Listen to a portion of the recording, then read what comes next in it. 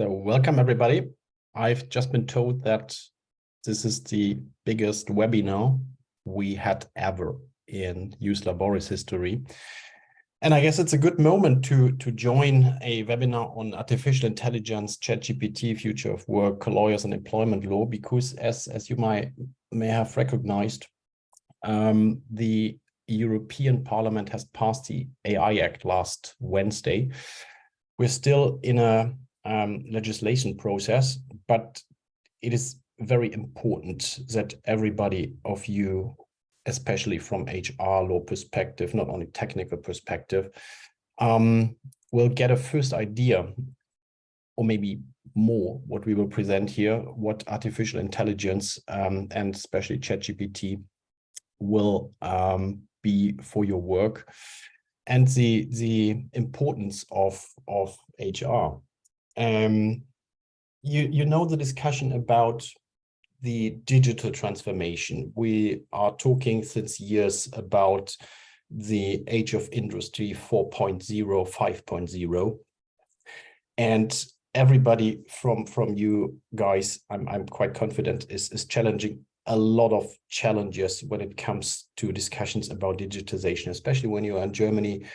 You know all the systems, how you have to handle works councils regarding AI systems, how complicated it can be when you want to implement new technology, new IT systems. You all been challenging the GDPR challenges from 2018 on. But what we have seen since last November will potentially change the world and the way you will be working in the next decades. And this is where we will have Cliff. I'm very happy to have him here. We had comparable sessions with him. Cliff is not employment law lawyer, but he's an expert in AI law, and he will give you a brief introduction into the history and what is possible from ChatGPT perspective. He will also give us a glance on how UK after the Brexit will deal with ChatGPT and AI regulations. And then if you could go back to the agenda,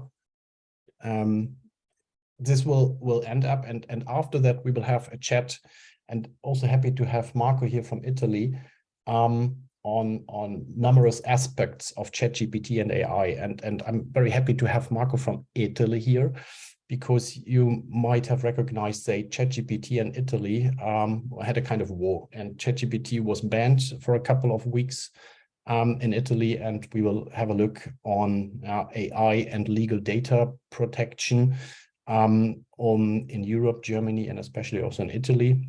And then also how to deal with ChatGPT and AI as regards to works council and unions. Then some words on the new AI Act and what has changed in comparison to the first draft being presented in April 2021, and especially what companies should do when considering using AI, using ChatGPT. And after that, because this will be a bunch of topics and a bunch of discussions, and please feel free just to shoot your questions. We have also other AI use cases and HR law related topics, but we will only cover them if we have enough time. It will be about for what AI can be used in HR work, what would be problematic, but not sure whether we will have this without cutting your question. So let's see whether this will work out. Now I would hand over to Cliff and give us a brief introduction on AI. So good afternoon, everyone. Hopefully you can hear me. Someone give me a thumbs up. Great, I got 2 thumbs up, which is even better. And I will go to the slideshow. Again, thumbs up if we're getting the slides. Great, and then I will stop my video so they can look at you. So thank you very much indeed to the team at US Laboris and everybody else for asking me along today. As Markus said, I'm not an employment lawyer. I am a lawyer that's been working in the world of digital media for the last 25 years. And what I'm going to do before we get into the regulation and into the elements in relation to HR law, very much going to paint a picture as to what the future of AI is going to mean for the future of work, And I'm also going to address what it's going to mean for the future of lawyers as well, because that's somewhat important to people as well. So if we can get the technology to work, I think I can say without danger of hyperbole, really, that artificial intelligence is one of the most profound, consequential technologies in the world today. There are some that believe that it is an invention that's important as the printing press, some as important as electricity, but one commentator saying this is the last invention by a human being, because everything that we are going to innovate from now on in is going to be machine powered as well. And whilst this is important, this is going to be significantly change the way we do business, and that does include lawyers. And this technology has already enabled companies such as Facebook and Google and Apple to become amongst the largest in the world. But what's important in terms of its differentiation and the importance of that is, for the first time in human history, it is in the hands of 85% of the people on the planet. The device you're touching, the device you're in front of, the device in your pocket, all now has that computing power. And this is a new thing. Now, if we turn to minds far more illustrious than mine, they are quite clear about the importance of artificial intelligence. Stephen Hawking was clear that there was no deep difference between what can be achieved by a biological brain and what can be achieved by a computer. And he was quite clear that there is quite possible that computers can, in theory, emulate human intelligence and exceed it. Eliezer Yudkowsky, the father of good AI or responsible AI, that by far the greatest danger of AI is people conclude too early that they understand it. So let me give you a little background into what artificial intelligence is.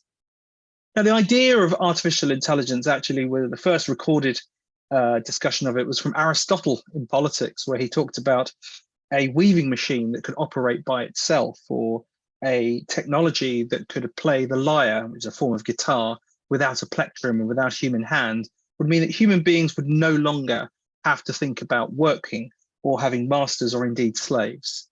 But more up to date than that, we look at Alan Turing in 1950. He wrote a paper that imagined a machine that could communicate via an exchange of messages so capably that people couldn't tell that the thing they were conversing with was a machine or a person. This is what we still refer to in the world of technology as the Turing test, the difference between a machine and man. The term artificial intelligence itself, we haven't seen recorded since before 1955, 1956, when a bunch of scientists got together and thinking about how could we make machines use language, form abstractions and concepts, and solve all kinds of problems that really were resolved for human beings. Skills like reasoning and problem solving and learning new tasks. And this is where the drive to artificial intelligence began. Now, everything went very quiet in the world of artificial intelligence for nearly half a decade. And things started to get very interesting again in 2011. IBM Watson program beat the best human players of the TV game show Jeopardy. Also, narrow AI starts to get traction, and people start to say, right, let's take a rules-based game like chess or Go. And very, very quickly, they were able to beat any human being. In the term of the word Go, there's the infamous move 37, which made a move that was so audacious and crazy, people believe it was the beginning of creativity in AI. And narrow AI, which is what we call this, works in predefined ways. We need to differentiate this from what human beings have, which is what we call general intelligence, problem solving, abstract thinking, and critical judgment. So general intelligence, people really thought that's not going to happen until artificial general intelligence, that's not going to happen for another 50 years or so. But we saw specialized intelligence and narrow AI starting to be born. In 2012, there was a big leap and a new idea, a neural network, which isn't a brain, but a form of mathematical system learning through statistical patterns using huge amounts of data. This technology is what empowers things like Siri and Alexa. It's what powers the ability to be able to search photographs and being able to determine if what something is a cat or whether or not something is a flower, and instantly translate dozens of languages. Every device you touch today is now AI powered by some form of neural network. Things start to shift again in 2017, where we see what we call large language models built on machine learning. Companies like Google and Microsoft and OpenAI were building neural networks trained on vast amounts of text from the internet, such as Wikipedia and academic papers and digital books, and really helping to solve what is the most difficult work in computing, which is telling a machine in painstaking detail exactly what they need to do. With machine learning and what we call generative AI is the opportunity for these things to work on prompts rather than coding, and for the machine to start intelligently understanding what the human wants to achieve. And these unique prose and computer code and the sophisticated conversations is what we call generative AI. We move in 2020, where the company OpenAI introduces their generative pre-trained transformer, GPT-3. And a long-term objective of OpenAI is to achieve artificial general intelligence. That is to say, computers that can think as fast, as good, and as wide as a human being can be. So let's talk about OpenAI. Let's talk about ChatGPT. This is a company that everyone is talking about, and it really is a thing. If you look at how long it took technologies such as the internet or the mobile phone or telephone to reach more than 10 million users, you're talking a period of decades, even in relation to the internet. And if you compare it to apps as well, this is a chart as to how long it took these companies to hit 100 million monthly users. It took Instagram 30 months. It took TikTok 9 months. ChatGPT achieved that in 2 months. But this really, really is a thing. And it's kicked off what we can only now call a new arms race, with companies like Microsoft incorporating it not only to their search engine Bing. Very quickly you're going to see it leaked into all of Microsoft Office. So you're going to have AI-powered Excel, Word, LinkedIn, Teams. Google's Bard system built on DeepMind years over there, Lambda growing as well. Meta have their own business, Llama, and Snapchat is using ChatGPT 3.5 to essentially power a kind of robot butler that pretty much everyone under the age of 15 is using right now. And you will have seen that this is not uncontroversial. You will have seen headlines in relation to regulatory, in relation to dystopian views, and other people seeing this as a profound risk to society itself. And the debate rages. There was an open letter where people, academics, were looking for a pause of 6 months and really understanding that artificial general intelligence could really change the history of life on Earth profoundly, and that we should question whether or not we want to deal with information and disinformation, and we couldn't automate away jobs and develop non-human minds that could essentially risk control of our civilization. And their view is that we should only be going into powerful AI once we're confident that we understand it all. OpenAI's view on their planning for artificial general intelligence is quite interesting. They're quite clear that this could elevate humanity, increase abundance, turbocharge the global economy, and create new scientific changes, and also give people almost superhuman capabilities and be a force multiplier for ingenuity and creativity. And what they hope is that we as human beings transition over time to these more complex models. They have a hope that there'll be a global conversation about governance and distributing the benefits and how to fairly share access. But they are quite clear that there is a risk that the world could become extremely different from how it's today, and the risk could be, in their words, extraordinary. A misaligned, superintelligent AGI could cause grievous harm to the world. If all of that is making you feel a little bit terrified, it's because you actually understand how consequential this technology is. And people, thinkers, one of the fathers of cybernetics, Norbert Wiener, said, look, we could end up in a strange world, which could end up like Goethe's Sorcerer's Apprentice, where a trainee magician enchants a broom to fetch water to fill his master's bath, but very, very quickly became drowned and overwhelmed. Is this the avatar for the future of artificial intelligence? That is the debate that is raging at governmental level right now. And really, there's a view that there needs to be an international joined up approach to how all of this works. And that the UK and the US are launching summits. There's a conversation that is raging throughout Europe, which we should come on to with Marco and Markus very soon. So we're going to talk about employment law in a little bit, but I'm just going to talk to you about use of AI in the workplace. And the TUC, the Trades Union Congress, a very powerful voice in relation to labour law and labour relations in the UK, are clear that in 2021, that AI can boost productivity and can improve working lives, but they had a concern that it could lead to more inequality and discrimination, unsafe working condition, and an unhealthy blurring of the boundaries between home and work. This was written in lockdown in 2021. 2 years later, they are concerned that AI-powered technologies are making high-risk, life-changing decisions about workers' lives. Line managing, hiring and firing, and being used to analyze facial expressions, tone of voice, accents to assess candidates' suitability for a role, and that there was a real danger of greater discrimination.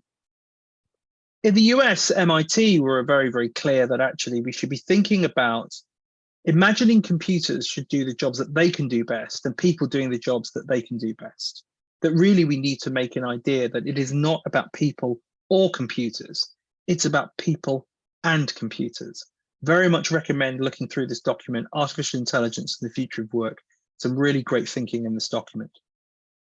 And their recommendations are clear that businesses should apply AI in a new way to achieve better outcomes rather than simply replacing people, offer training for employees whose jobs are going to be transformed by AI, to give appropriate education to decision makers and create non-traditional training initiatives in order to enhance the skills of partners and customers. And the government should be really focusing on reskilling and retraining and reshaping the regulatory framework to ensure that it encourages job creation. And from a worker organization, really should be thinking about labor unions and professional associations going back into sort of guilds, essentially to ensure that there's proper insurance and pensions and career development and social connections, creating income security rather than income lack of security or insecurity.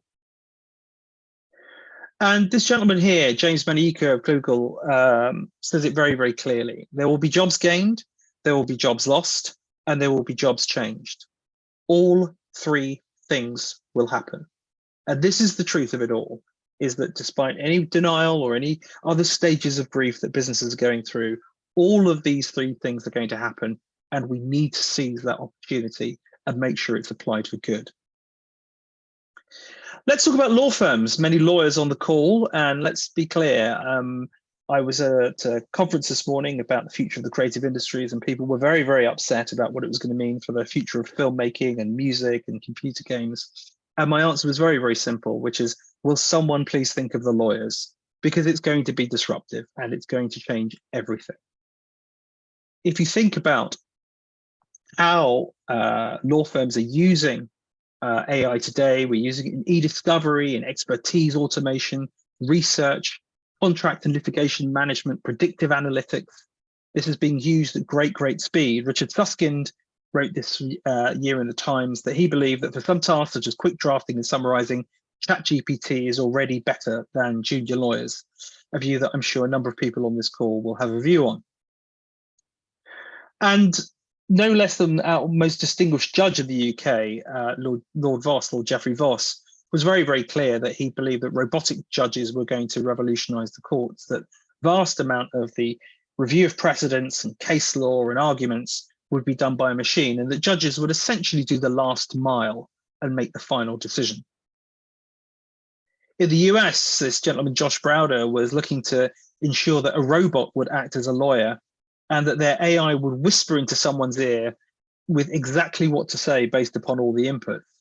Unfortunately, the local bar associations threatened Josh Browder with 6 months in jail if he continued to do this as well. But it just goes to show that something like this, will that be far away? I don't think so. And the American bar associations believe that lawyers, unless and until artificial and general intelligence, lawyers of the future will need to focus on 4 key areas: judgment, empathy, creativity, and adaptability. Lawyers will provide the last mile solution of delivery and the application of human functions to those needs. And that lawyers needed an intimate and continuing understanding of how to identify and use AI solutions in their needs. Law firms like Linklaters are creating a special legal operations track for their lawyers, and many law firms, including Melville and Myers, are using AI-based online computer games as part of the recruitment process, essentially to understand lateral thinking and empathy, which they believe lawyers of the future are going to need. The growth of the alternative legal service provider market is over by a third every single year. The Law Society of England and Wales think that lawyers really should be focusing upon understanding the long-term, how we can use machine intelligence to enhance systemic thinking and build a complex picture about how our clients work, experiment to uncover new sources of value and augment our own judgment. And really what we should be doing is focusing and understanding about transparency. Where do these algorithms come? What have they been trained from? What behaviors are they encouraging and not encouraging? How do we ensure that we understand from an ethical perspective? Are we content with artificial intelligence that kills? Because this is being used by the military right now. It's being used in cyber attacks. Facial recognition is being used to understand on one path, discriminate on the other. And really, we may have to also develop AI systems that disobey human orders in order to be able to protect life. And also, should an AI developer be liable for the damage caused by their product? Significant amount of misinformation, disinformation out there, and opportunities to use these technologies for bad as well as for good. So as I hand over to my colleagues as we talk about the world of regulation, I leave you with this cheery thought. For those who think they're going to be replaced by AI, Santiago on Twitter says, AI will not replace you, but a person using AI probably will.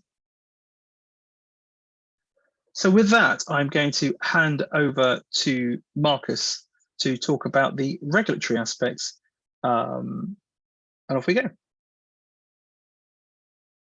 Wow, thanks very much, Cliff. Very, very impressive. The presentation is not new for me because we had the session also in our law firms. But before going into the regulatory aspects, just to give you my personal impression on AI and ChatGPT, I'm dealing with computers and IT stuff since around about 20 years. Running the legal tech and innovation team in our German firm, and also negotiating a lot of stuff with works councils when it comes to IT systems. And let's say, just looking at the regular, in inverted commas, IT stuff like M365, Salesforce, and Workday, and what companies use around the world, we see companies, HR, the tech guys struggling already with the explanation of how things work, how the technology is working. And when I consider and see at AI systems and look at AI systems, how it's not easy to be explained, how it's not easy to be understood, we see, apart from the regulatory stuff, a lot of challenges, like how do you explain how it's working. We will come to that later when we talk about the Works Council stuff. But for me, and this is the personal experience, when November 2022 ChatGPT was kicked off, I've seen just, okay, this will just change a lot of things. And when you look at my LinkedIn articles, as I don't have so much time as a lawyer, all articles are more or less written by ChatGPT. So you can create content, you can create maybe legal advice, but to be controlled by human beings. But you see what is possible with that. And having said that, I would like to listen to Marco. What happened in Italy? Why it has been banned? Well, thanks, Markus, and hi, everyone, and thanks, Cliff, for the presentation. Well, what happened in Italy was pretty simple, because what strikes me about this technology versus regulation versus law, well, not necessarily versus stuff, is that the technology is very complicated. I, for one, do not grasp it. I look for it. I try to understand it. I use it. I see it everywhere. What I now carry in my pocket as a power that 20 or 30 years ago was unthinkable, but I don't understand it. And to the point you were making about explaining complicated things. On the other hand, the regulators' reaction has been very simple and basic and very straightforward. So we have very complicated matters, transnational many times, because technology has the habit of being everywhere and nowhere at the same time, which is another very interesting legal point. And authorities, and to an extent companies and citizens, need to take this back to words and simple reaction. And that's what the Italian authority did, because OpenAI arrived in Italy through ChatGPT, as it did all over the world.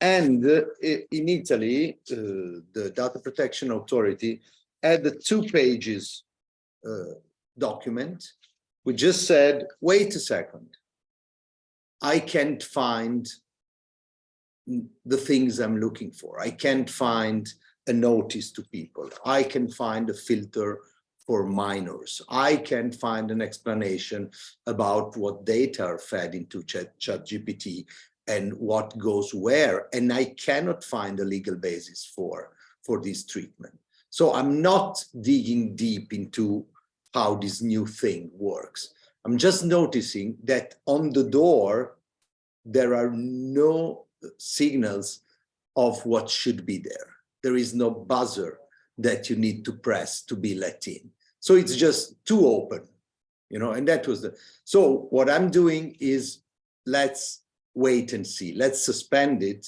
There is too much at stake. And one of the legal principles that comes into our discussion, and I'm sure will come later too, is balance. There's no absolutes. There is no certainties. There's balance. There's risk and there's the system. So the Italian authority said, I see no balance. What we risk is too much. There's no clarity. Let's pause for a second. And what happened was it worked, apparently, because then now OpenAI and ChatGPT and the Italian Data Protection Officer are, I'm not saying in love, because love is a complicated feeling even for artificial intelligence system, but certainly they made their peace, because the company introduced Europe-wide a number of notices and a number of filters, and the Garante, which is the name of the Italian Data Protection Authority, was very happy. And if you look at the subsequent 2 decisions they made, lifting the ban after 2 weeks, and now acknowledging that they are working with the company to, you know, assess all the issues that are presented by OpenAI. Now companies and authorities at the European level are working together to resolve this and to look into everything. So as Italians, we lost 2 weeks, that's true.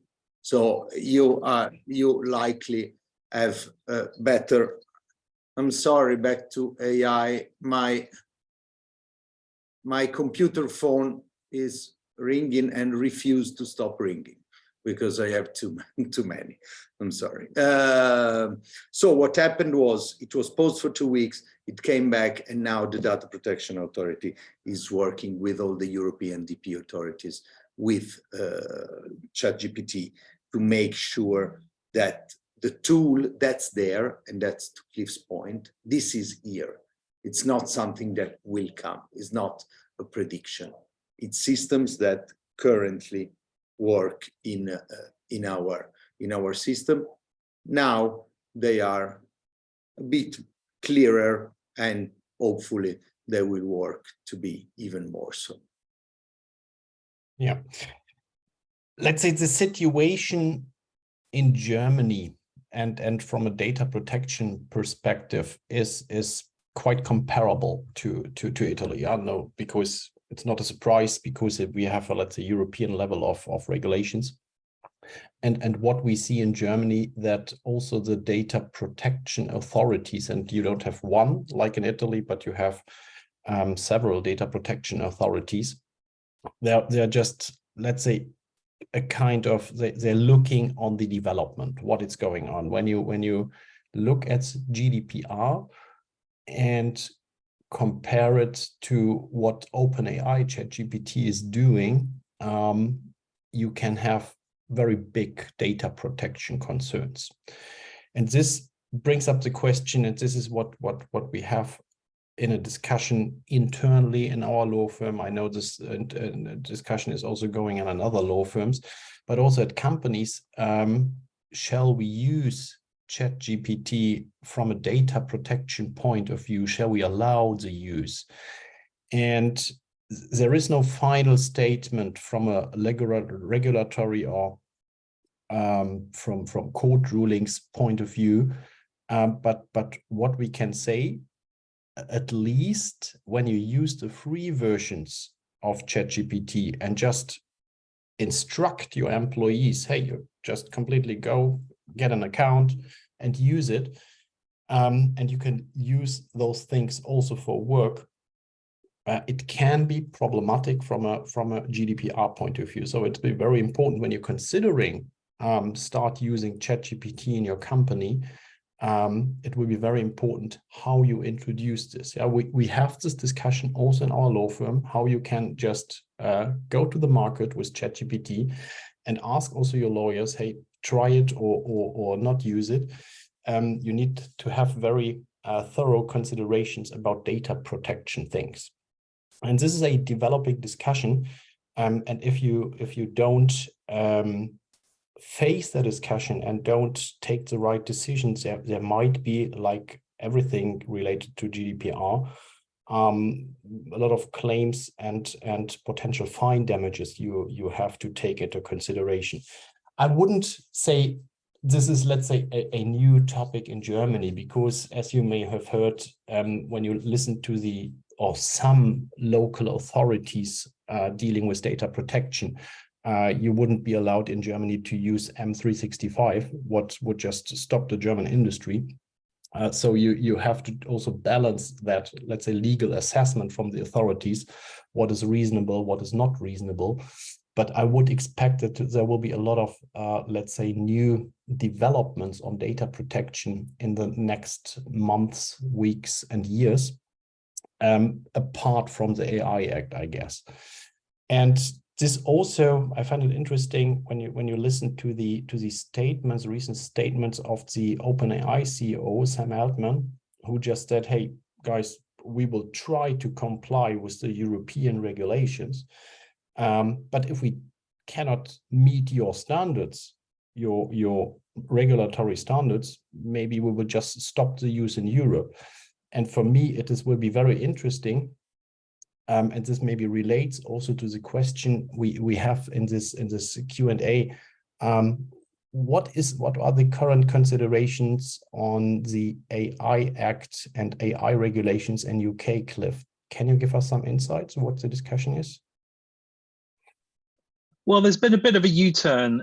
There was, I think, with the first rush, an opportunity to seize our Brexit freedoms by adopting a completely non-regulatory approach. There was a view that actually looking to be able to regulate AI and become an AI superpower would be an opportunity to get some sort of Brexit advantage. There's been a little bit of a retrenchment, even to the fact I was with our Department of Culture, Media and Sport this morning, where they realize actually this is the most consequential technology of all time. And that actually now the UK is looking to host a global summit on the future of AI and AI regulation, working with the US and the EU, because there really has been that. So there's been a bit of a retrenchment, even in the last couple of days, that actually now they've really understood that it's only going to be a global joined up view. There was a view that if we regulate it too fast, we'll slow it down, but everyone's realizing that slowing things down and understanding it might just be a very good idea. Yeah. We will come back to the AI Act later on, but let's say this is also the discussion we have in Germany, and you can look from it from an ethical point of view. You can look from it from an economical point of view. And when I look at Germany and especially Europe, how the debate is going on, I honestly, and this is my personal opinion, I have certain, let's say, concerns whether European Union and European regulatories will be fast enough to keep up with the speed all the other companies will have. And just from a, let's say, business point of view, I don't see any chance you can stop the development. And therefore, I also like the UK approach. Hey, let's give space to test it and to have some tests also, that especially the people and all the employees can start to learn how to live with it, AI. Because when you look at one slide you had, not AI will replace your job, but somebody using AI. And this will be very important aspects globally, how you can just keep staff training to use AI. And this will be not a tech matter, I'm convinced, because when you talk to tech guys, and when we're negotiating with Works Council, we have a lot of tech guys amongst us when implementing IT systems. And my impression is they're not always the perfect guys to explain use of IT systems. So what HR will be, and the role of HR and also employment law lawyers will be to understand AI, understand the fundamentals, also some technological things, and then also try to explain it to the people, because this will not be driven by tech guys. This has to be driven by HR. And this brings us to the next topic: ChatGPT and union and works councils. And as we know, Marco, unions and Italy, it's a love story. It is indeed a love story. It is indeed a love story. Lots of love in this seminar, and that's good, to humanize the machines. No, the point is very important, and the point you were making is excellent, because transparency is a key legal concept as far as legislation in both Italy and Europe is concerned around ChatGPT and AI. The AI European Act has a whole chapter on transparency, and in Italy we have one decree that is indeed called transparency, which requires companies to give notice to both employees and union about any automated system that might work in their premises or in their activity. And of course, this is like a game of musical chairs, where the last person who remains without the chair is the company. Because what regulators say is, let us know how your system works. Let us know how your working methods go. Let us know your system. And tell everyone, tell the employees when you're hiring them, tell unions if they ask for it, and tell unions and or public offices if you want to install a new system, which from, let's say, a superficial point of view is very good, because you just say, explain us. As long as you're clear, you're in the clear. And if we're talking philosophy, that's wonderful. Of course, if we step down from philosophy and approach employment law, this is another matter for two reasons. As you were saying, translating a complicated technological system, or even an engineer speaking, and apologies to engineers possibly present on the call, for a lawyer, it's a problem. If you call to a tech guy, what's obvious to them, it's mysterious to you, and probably vice versa. So we need to do translation. We need to have policies who speak to everyone.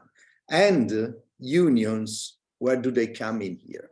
They come in here because they are made able by law to request notices on those systems. In Italy, we've had the first litigation on this, where unions asked platform-based economy for accountability on their algorithm systems. And in one instance, a tribunal in Sicily conceded this and said, yes, you must give notice and you must explain how your system works. Of course, there are three walls around these policies. One is patent, because many times we've seen the 10 most capitalized company in the world right now, 9 out of 10, they're tech companies. So if we say, tell us all your tech secrets so you're good with GDPR or employment law, might not be the best course of action, because companies may say, I cannot disclose that level of information if it's not defined by law. So that's the first wall. The second wall is where to stop, because if unions can sue to get that information, they must sue to get exactly that information, that even them, they have no idea what that is. So they just say, give me your system, explain me your system. And there is no bottom to this particular box. And the third one is employees, because what we've seen with data protection, we may see with tech-related laws, because these disclosure obligations and these new laws do impact individual rights and may impact individual litigation.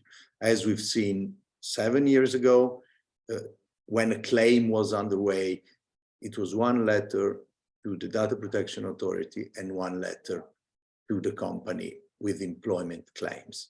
Now they can be 3. So we'll just see, but transparency and how to narrate one system is going to be an issue, and language is going to be a huge issue. For example, there was an article not long ago, maybe 10 days ago, which objected to the fact that the industry is calling hallucinations when artificial intelligence does something that even it itself can't understand. So they say, so why did it do that? It's an hallucination. And this article was objecting to the fact that it's not an hallucination, it is a mistake. Well, from the writer's point of view, because words and how you paint artificial processes have a great importance and power in how they are implemented and explained, even in court. So,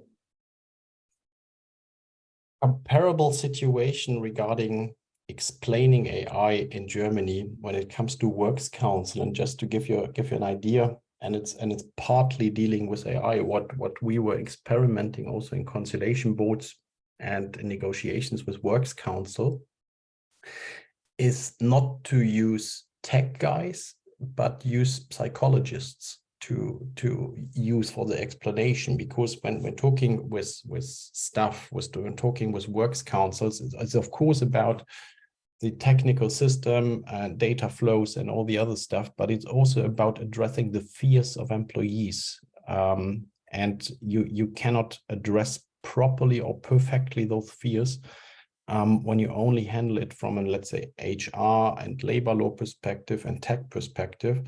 But what is sometimes helpful is just to have a psychological point of view on that. And just, let's say, knowing what kind of fears you have when implementing AI. And talking about potential fears and potential legal impact when implementing AI, I would like to draw your attention to one fact, that especially when you're going to implement huge AI systems, transforming the work and changing the way people just do their tasks and the stuff, what can be the case in Germany, that this might already create the need for a balance of interest. It would be a restructuring. And also this can create the need to agree and negotiate a social plan. And the social plan would not mean, especially when you don't do any kind of staff reductions, but this could also mean how you organize trainings for people when implementing AI, what kind of, let's say, transition periods you foresee before implementing AI in a big scale. And this is something what employers in Germany should think about. Yeah, would the need, the implementation of ChatGPT or other AI systems, could this mean that it's also a restructuring? I need to talk to my works council. What you also need to consider, and this depends on the use case, maybe in Germany, it's quite easy to trigger the co-determination right when it comes to the monitoring of performance and behavior of employees. It's just when you're using a computer, using a software, more or less, this just triggers co-determination rights, and you have to talk to your works council. And the funny thing is, when you look at ChatGPT, and when you use only the free version and just give your employees the permission, not thinking about the data protection concerns, but you would tell them, hey, you're completely free to use ChatGPT to write your emails or whatever. This would itself not trigger co-determination rights, most probably with the Works Council, because employers don't have any control about the data, what happens there. OpenAI will not open their systems to you and say, okay, your employee XYZ is doing this or that. So you don't have any possibility to monitor the performance and behavior of employees. But this would change in case you would decide yourself to set up own tenants and just using the algorithms and the GPT models of OpenAI and install them on your own servers and just use an adjusted model. This, of course, would trigger co-determination rights. And by the way, it would be the safest way also from a data protection point of view and also from an IP point of view, how you can protect your data. But of course, this is nothing what HR and employment law decides, but this is more or less a business decision or tech decision. But I would definitely stay in touch with your tech guys when they're considering using ChatGPT. Then you have certain things to consider, how, let's say, compliant you want to be as regards to data protection, how compliant you want to be as regards to your employees when giving work instructions, and how compliant you want to be as regards to works council rights. Yeah, and Markus, one thing you said that's very interesting is the last 5 years have blurred the divide between work life and private life. Yeah. For a number of reasons, because there was COVID, because now we all work remote, because we now work with technology without even considering it an issue. I mean, if we go back 6 years and we think about us and all the remote meetings we've done and the video calls we've done, we ourselves would find this an incredible progress about,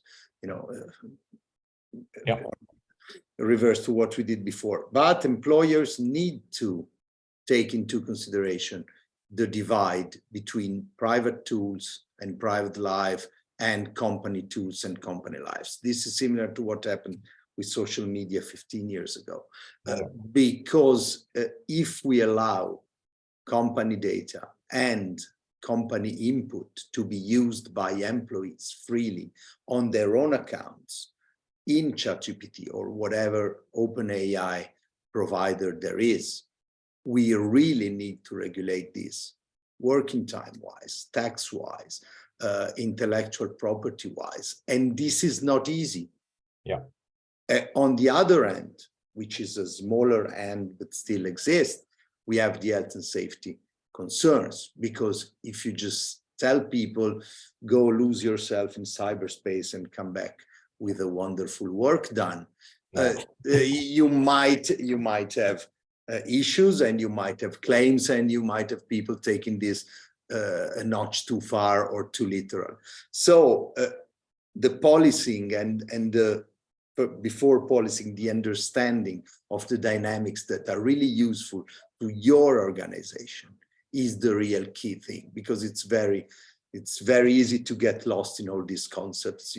It's the scenario, the machines are going to kill us and lawyers will save you, don't worry. But so this is another point to be thought about. Yeah, absolutely. And this is very important, because right now we and this was also in the chat, we are being asked, do you have a policy? What kind of policy I can use? It's possible, and of course we have policies, but what is most important to understand in this ChatGPT and AI game, it's about a digital transformation, not only technology-wise, but only people-wise. And this requires far more than 3 pages of paper, how you should use ChatGPT or other AI systems. But this comes along with trainings, and also considerations on the business model. And this is, let's say, not only a paper-based project, but it's a people-based project. And this is maybe the funny thing about AI. When you want to use AI, you first need to involve people, and most people dealing in those projects. This will not mean that you will cut off the jobs immediately, but that the way they work will change. And I would just guess that for the next 5 years or so, the amount of work with the implementation of AI will just not go down, but it will go up. And especially for those administrative functions like HR, legal, and all the other guys dealing with compliance stuff, this will just be a lot of work for everybody involved in that. And this brings us back. I don't see the presentation anymore, but we would now have the AI Act. And as you know, we have this discussion going on after GDPR have been passed. And since April 2021, the first draft was, let's say, in the world and discussed. And to understand the basic principles, because it's as the GDPR Act, also the AI Act is nothing what you can read in 10 minutes and understand in 10 minutes. It's quite complicated. And let's say what you need to understand, that you have basically 3 systems being introduced. The first thing is, and this discussion has been going on since April last year, what is AI? It is disputed, and honestly, it's still not clear what AI is according to the Act. So I would assume that this discussion will just carry on. Looking at the current status of the Act, it might be that each and every computer program could be considered as AI. And the AI Act uses a risk-based category system. It's an acceptable risk, like social scoring. This would be not accepted, like you have some systems in China going on, where you can see on big monitors what kind of, let's say, personal data and personal scoring data the people have. This would be not possible in Europe, most probably.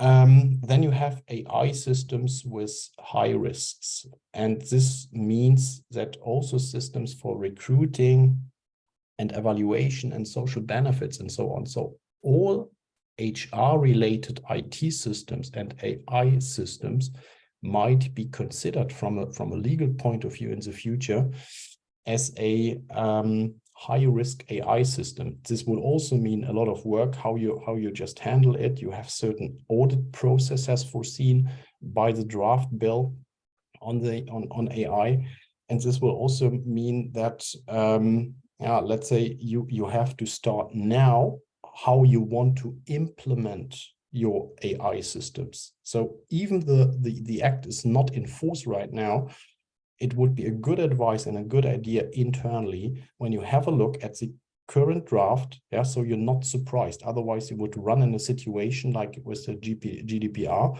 So we had the mid of May 2018, and everybody was more or less surprised that we now have to be compliant as regards to data protection to prevent the situation. I would recommend just read already right now the draft Act and see what kind of internal meetings you have to schedule to discuss with your stakeholders, IT, Works Council, how you want to deal with that Act in a couple of months or maybe next year. What is in Italy? Do you handle this already? Do you have a view on that? Well, we do in a way, because this act is built like a couple of acts before that, and it's a very modern way of legislating, which is by general clauses and definition. We have a precedent in GDPR, and we have another precedent in corporation law in the very late 90s, where administrative liability for corporation was established in the US and then in Europe. This law works in the same way. So it gives definition and it asks the subjects to be responsible for their own actions and organization. On top of this, it is a very wide-ranging act.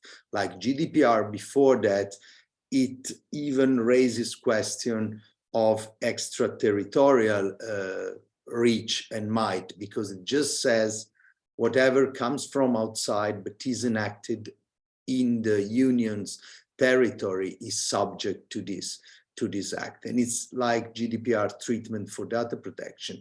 No matter if they are originated elsewhere, if the activity has an impact on EU soil, then it's covered by the act.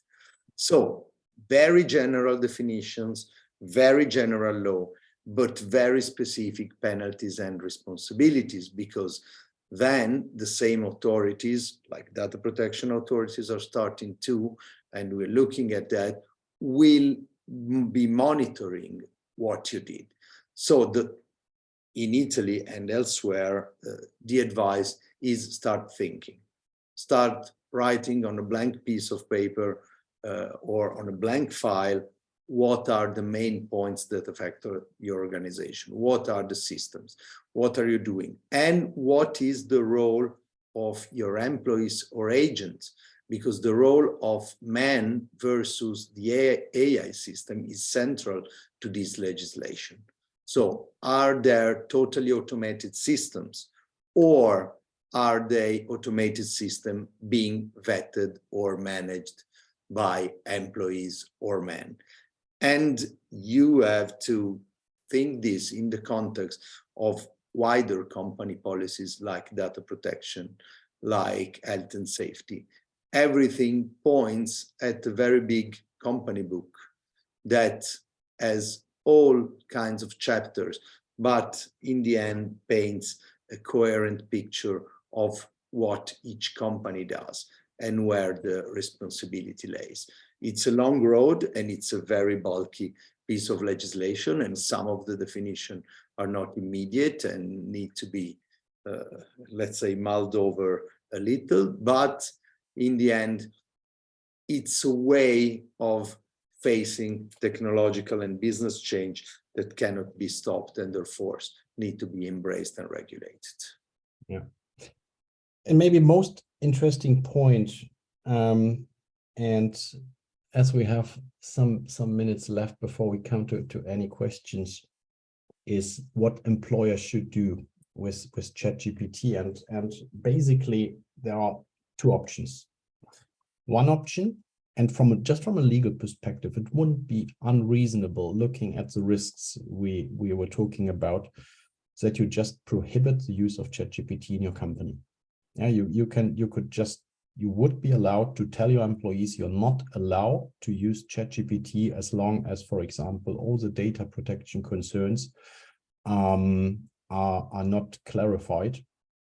And just from a legal perspective, at this point in time, it would be the safest way. Would it be the smartest way? I'm not sure, because you would just wait and maybe lose the development and experimenting phase for your employees and for your business model. And I guess in a couple of years from now, you will not be able to run your company without having staff on your payroll who is just fit and they can use ChatGPT and other AI systems. Otherwise you would just be vanished from market. So the second best option, and maybe the best option, is that you allow the use of ChatGPT, but you include policies. So what should be in such a policy? You should clearly state that there should be no input of personal data.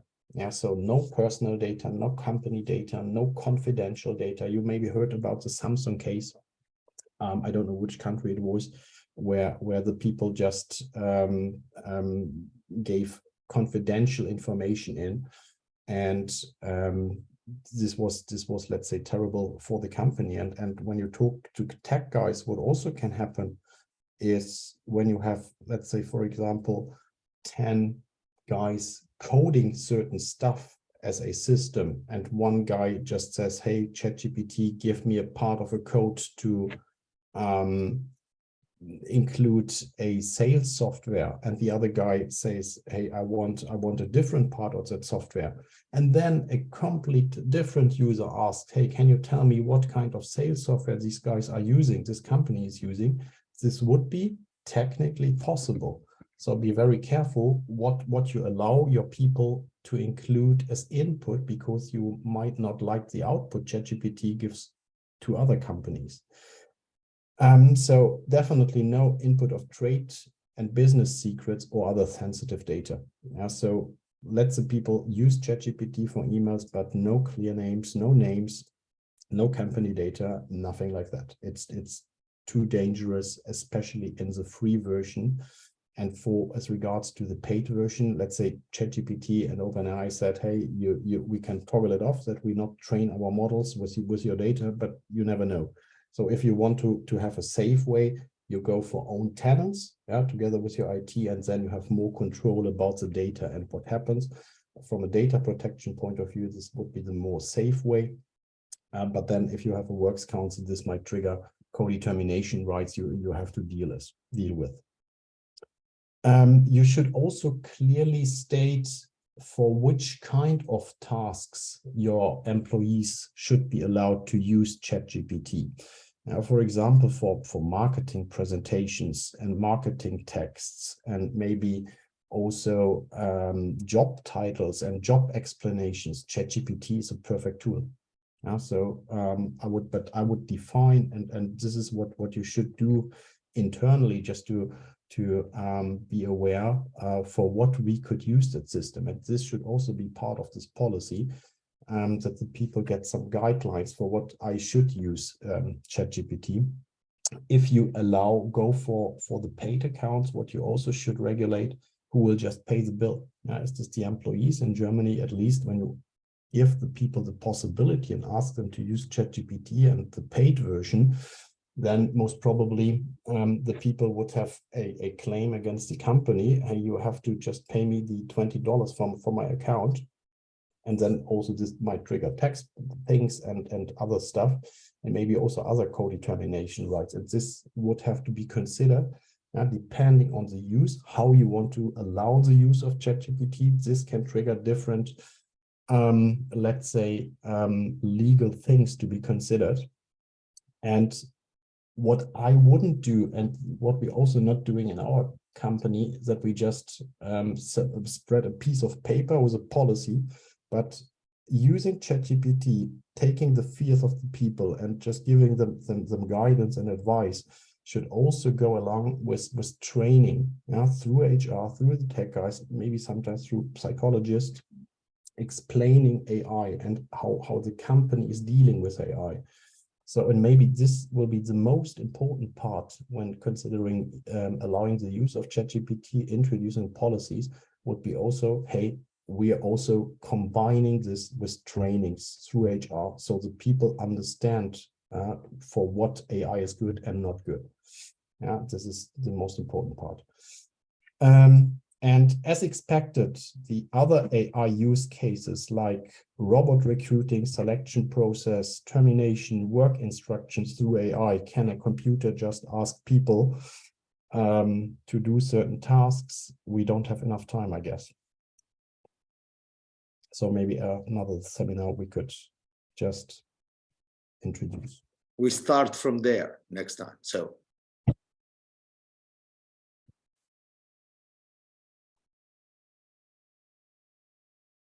Shall we take some questions in the last 5 minutes?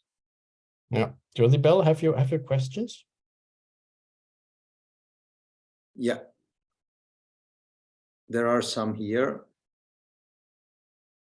I will start with one that mentions Italy and then shut up. It's been asked if the notification duties I was mentioning are just Italy specific or EU wide. They come from EU legislation, mostly on the Transparent Working Condition Directive, but they refer to country-specific legislation on working tools. So there are under DP and transparency EU law requirements, but the ones I was mentioning are Italy specifics.